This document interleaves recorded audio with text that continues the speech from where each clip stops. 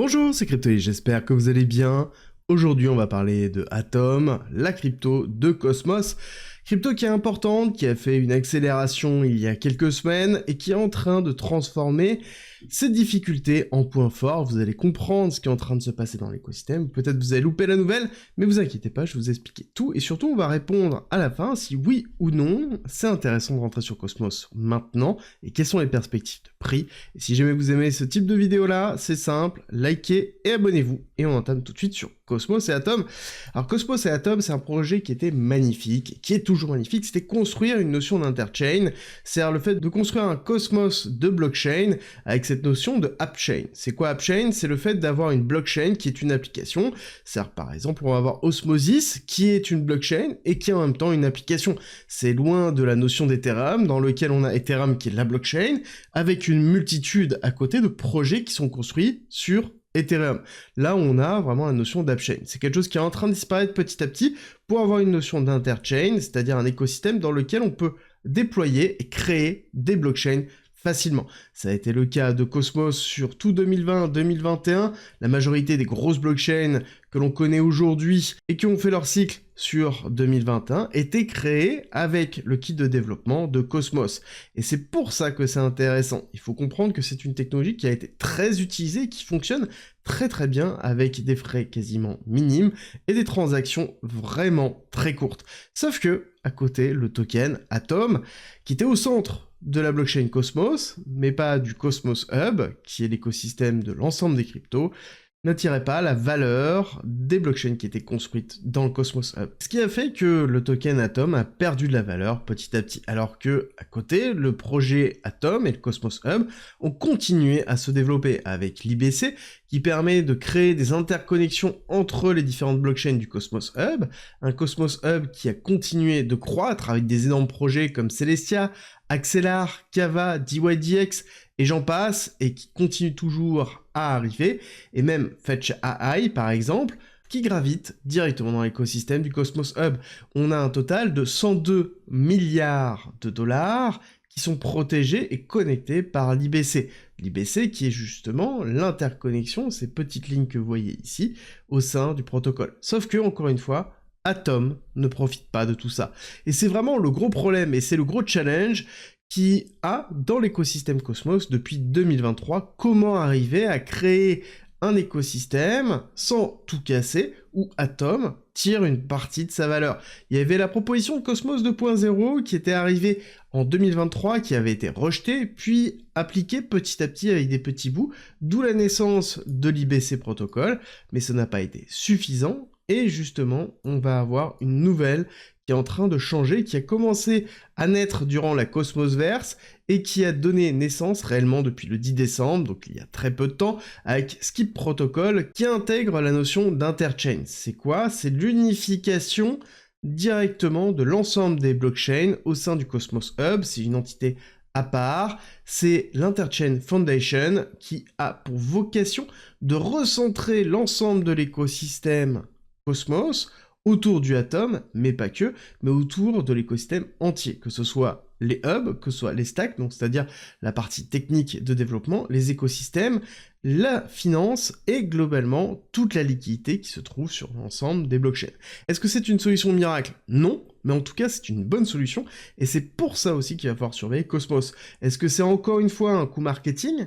Je ne pense pas, on sait très bien que l'écosystème Cosmos cherche une solution très importante, et je pense qu'on va continuer à développer cette solution au fur et à mesure, voir les différents acteurs qui vont entrer dedans, déjà le fait de voir Skip Protocol qui rentre dedans et qui joint directement l'équipe de développement, me fait dire qu'on va avoir beaucoup de nouvelles qui vont arriver. Mais est-ce que c'est suffisant pour avoir une accélération au niveau du prix sur Cosmos?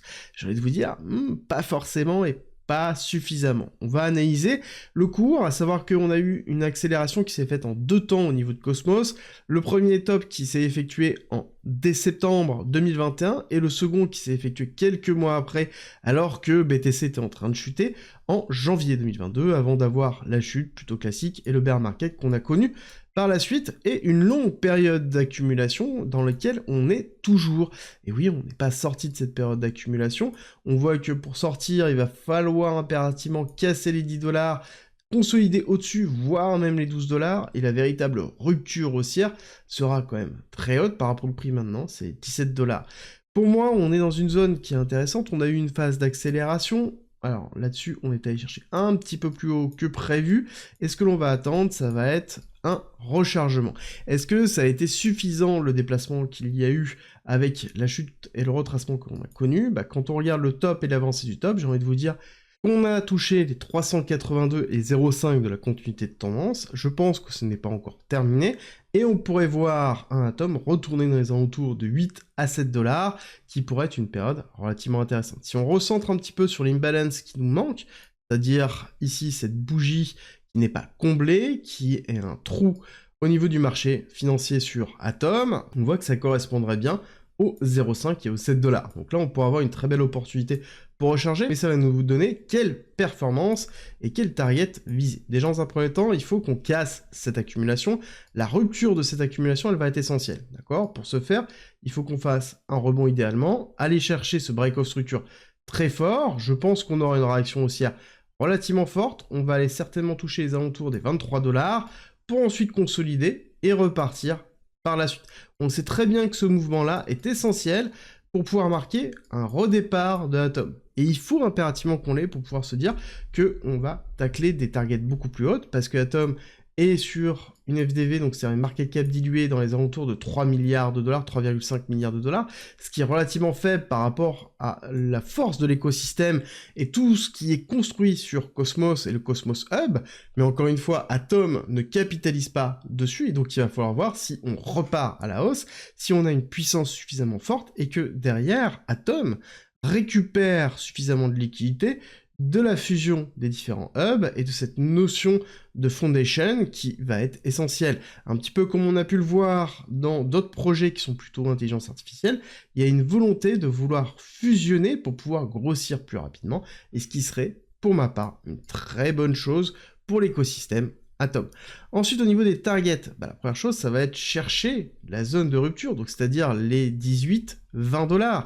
La seconde chose, ça va être ici, cette zone de résistance, dans les alentours des 30 $, qui est la chute avant Terra Luna, qui est une zone dans laquelle beaucoup de détenteurs de Atom sont bloqués, et on aura certainement une partie de vente qui sera très forte, surtout que ceux qui ont acheté en moyenne durant toute cette partie-là auront déjà fait un 300 ou un 400%, donc forcément on aura des prises de profit. Donc on aura certainement un premier arrêt dans cette zone-là, et si jamais ça fonctionne bien et qu'on ait de la liquidité qui se déverse sur Atom, et que Cosmos arrive à se recentrer durant cette phase d'Alcon Season, ce qui n'est pas encore une fois gagné, on prend du recul par rapport à ça, ce sera aller chercher des targets, des grosses targets, ici 1 et 1,1, donc dans les alentours des 47-50 $, puis ensuite les 1,618 dans les 75 $, et on pourra aller chercher beaucoup plus haut si jamais, en effet, l'unification fonctionne et qu'on ait toute la valeur du Cosmos Hub qui est centrée autour d'Atom, ce qui, encore une fois, n'est pas le cas, ce n'est qu'un projet, et il faut le prendre en considération dedans. Est-ce que Atom va surperformer dans les semaines qui arrivent?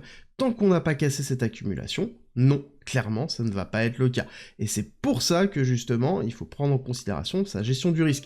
Si jamais vous n'avez pas de stratégie, comprenez bien que vous êtes à risque, et si vous n'avez pas de stratégie, vous en avez une qui est en commentaire en description, si jamais elle vous intéresse, dans lequel vous retrouvez sur 40 pages la méthodologie sur la gestion de psychologie, la stratégie d'achat, la stratégie de vente, bref, l'essentiel pour pouvoir réussir votre bull run, c'est gratuit, en commentaire en description, et dites-moi quelle est la prochaine crypto que vous voulez que j'analyse dans la semaine prochaine, et je vous dis à tout de suite pour une nouvelle vidéo.